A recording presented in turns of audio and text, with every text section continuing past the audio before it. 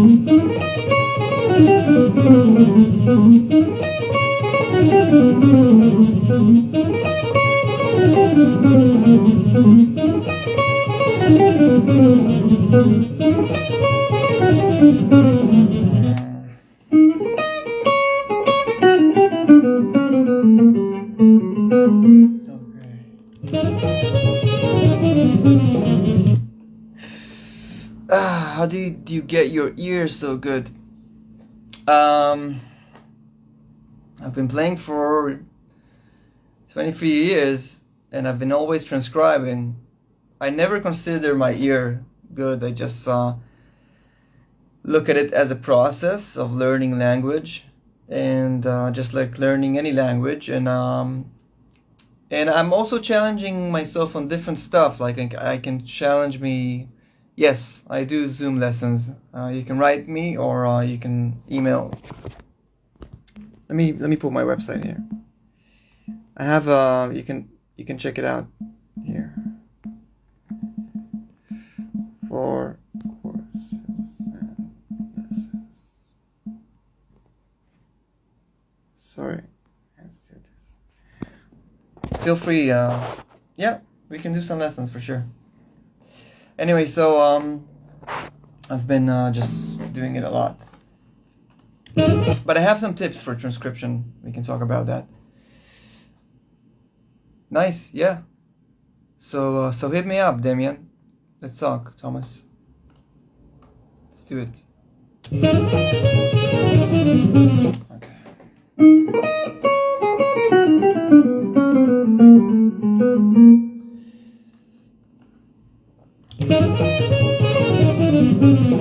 Okay, let's do this. I'm just looping that stuff, right?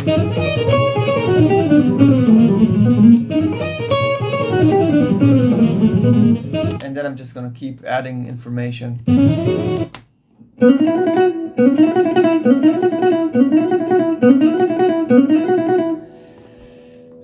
So far we have a lot of stuff here.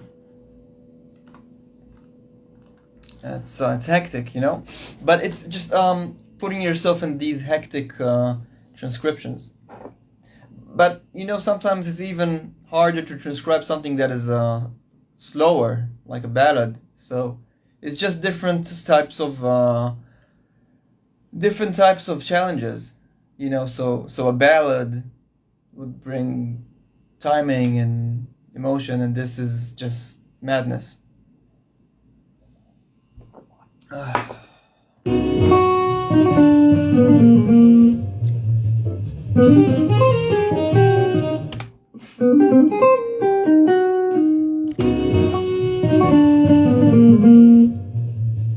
This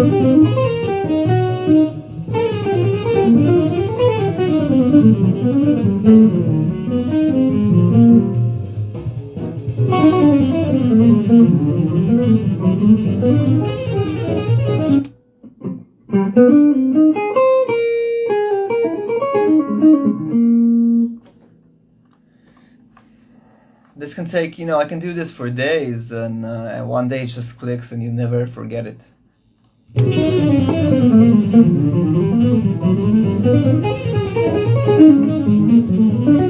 So the muscle memory comes from the subconscious, I think. So it's funny, like if I have thought in my mind while I'm playing, I know it's not the right brainwave, you know what I'm saying? So in a way I'm kind of introducing new materials to the subconscious, but I gotta bring them through the conscious mind. So that's a good way to learn faster, is to imagine that you're taking, let's say you're learning a new phrase, you're basically taking that phrase and you're observing it. So you're observing it from your conscious mind and you're trying to put it into your subconscious mind, so it just becomes like a language. For example, right now I'm talking, I'm not thinking at all, but at some point in my life I learned how to speak the way I speak right now. So I see it this way, and then the more you do it, the faster you get, yeah.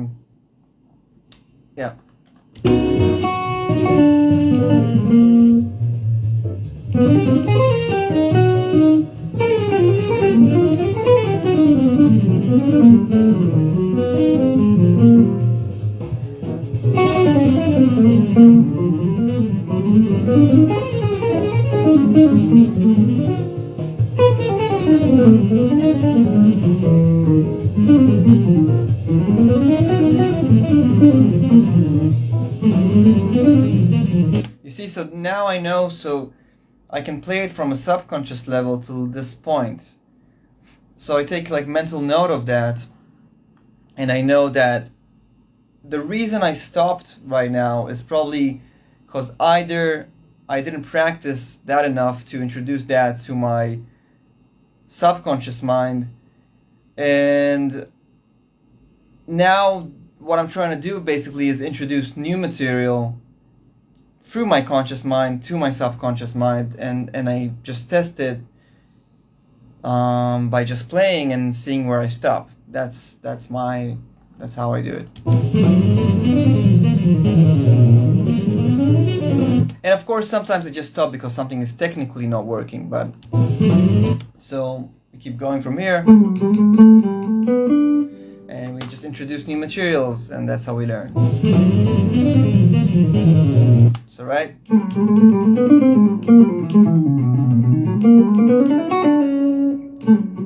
So yeah, that's it.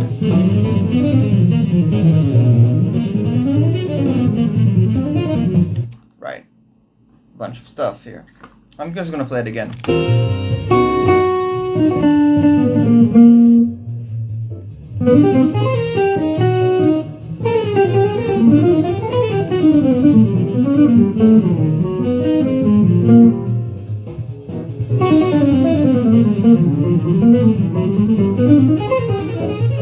Okay, I was just thinking there too much. Learn to trust my ability to bring it in that tempo. So, learning to trust is part of it. Wait a minute, sorry about that one. Alright, sorry, I'm back. Where was I? So, second chorus here.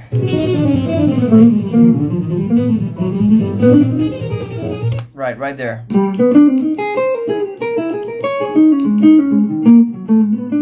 So what I do, what I might do is I might just loop that.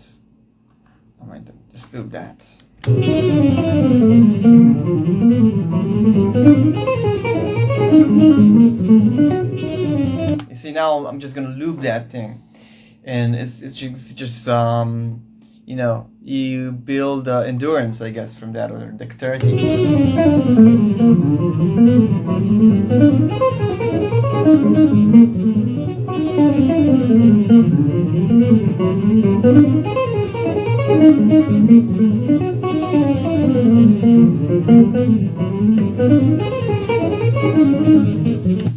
So that one part there is too fast for me to get a nice tone, so I'm just gonna work that slow here.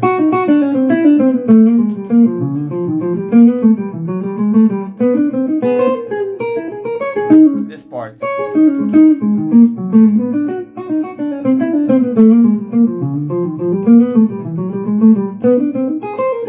This part.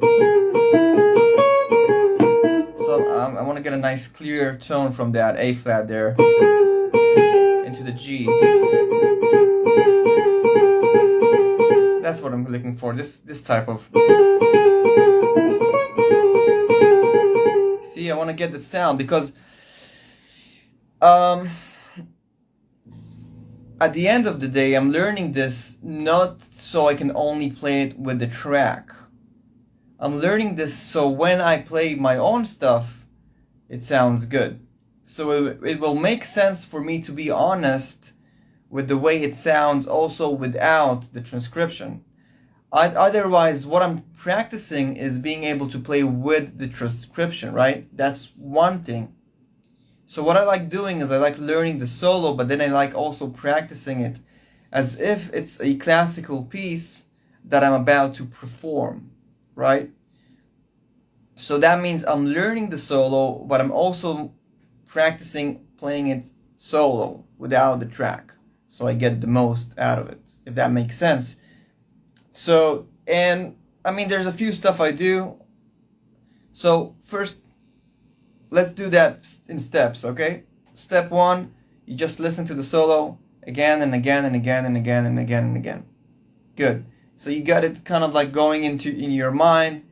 You know, you take a break maybe, you listen to it again. Okay. So now step two is you try and play it. That can be just by ear, or a great way is also to start writing it out as a first step, and then going back and just practicing a few bars. Good. So now you can play with the recording, right? Now you can maybe play with the solo. It doesn't have to be the same tempo. You might have been slowing it down. That's good. So that's another step. Perfect. So now what you want to do is you want to be able to also play it by yourself as if it's a classical piece. Just, you know,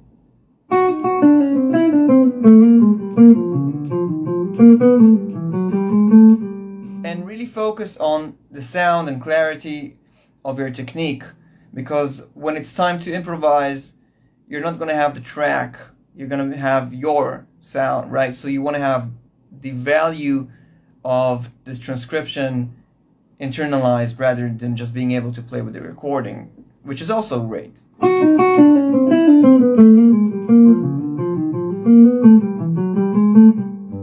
So now I have this thought of like, what if I was the improviser? Well, like, how would it sound, right? So maybe I'm just gonna improvise whatever. And then maybe I'm gonna play the phrase. You see, now it feels very natural, like it's coming from me.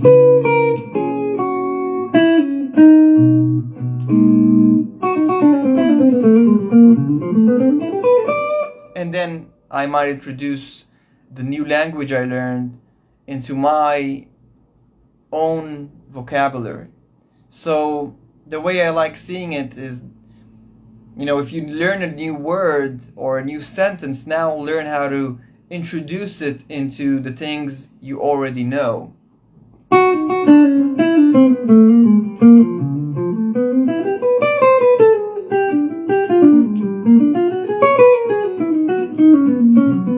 So that was me playing the phrase that I learned from Brecker, but then just coming up with my own stuff.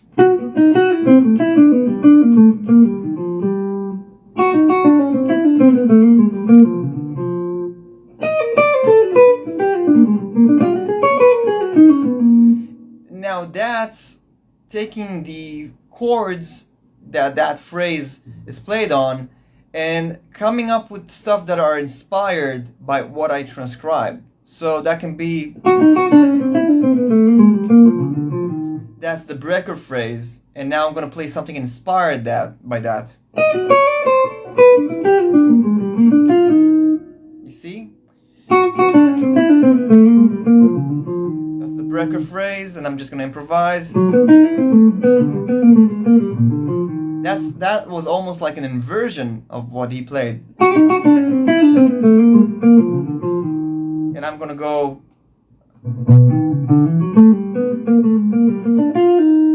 You see? So he played, and I'm gonna play. I'm getting some inspiration, almost like jamming with the guy. So, you know, it's like these games of getting the most out of the transcription you learn.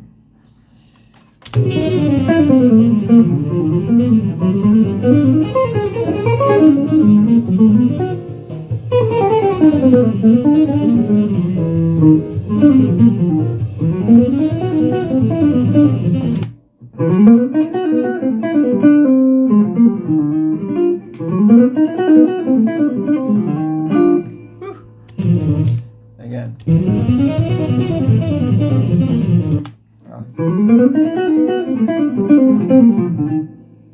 Yes, so yeah, so you know, that's how I do it. I'm gonna keep working on it here. If you guys have any questions, I see some people have been tuning in for a while, so you can ask me stuff. I'm just gonna be here for another 5 minutes, then I gotta go. Okay.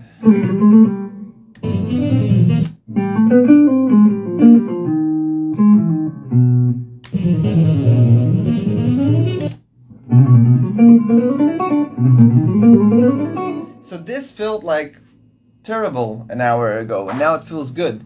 So that means that sometimes something can feel like it's not happening, and that happens to me all the time. Like, oh, this is not happening, I can't play it. I take a break, then all of a sudden I can play it. What happened there, you know? Are you using any software? So what I do, and I showed it before, is that I use Guitar Pro, the new version, because they have a way of putting the wave, importing it, and then I just, you know, I teach it the rhythm, because it's not a metronomical, it's jazz. So I teach it the bars, and then I go bar by bar, and I just transcribe. I can even loop. It's pretty fun, you know? Like, I'm gonna loop these 2 bars. You see, it's going with the wave. It's a very, very cool way of transcribing, and then I can also, the stuff I do with my students online is that I also help them understand what's going on behind the solo. So it's very, very helpful for them to have the transcription as well. So it's really, really cool, and I can always come back to it. I mean, if I transcribe 1 solo per month, at the end of the year I have like 12 solos.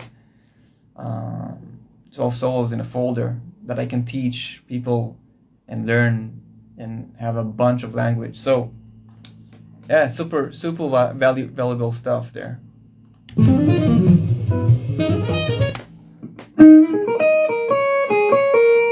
So I have a bunch of stuff that I teach on my website about how to approach anything you learn. For example, I go way deeper in my courses and everything, and we talk about diatonic workouts. So that means that even if you learn an idea like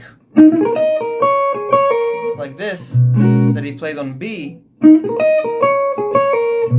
so we like to ask questions on weissguitar.com of like, how do we move that stuff diatonically, instead of just playing it on one diatonic station, diatonic degree. So, you know, moving that,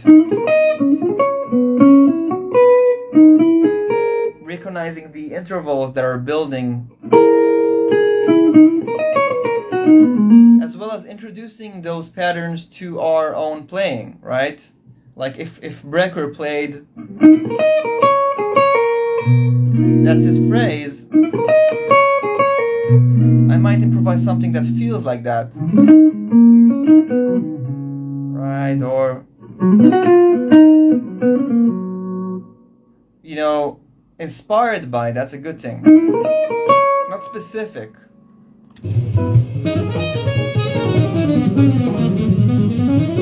Let's do that.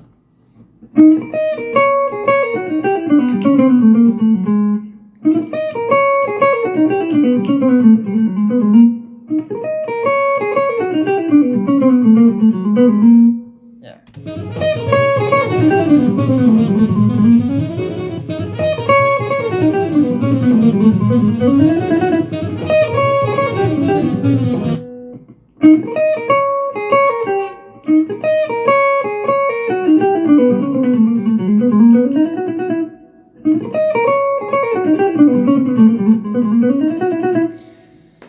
Still getting the notes in my fingers, but I definitely want to work more on the articulation parts of that. So that comes back to playing that stuff solo.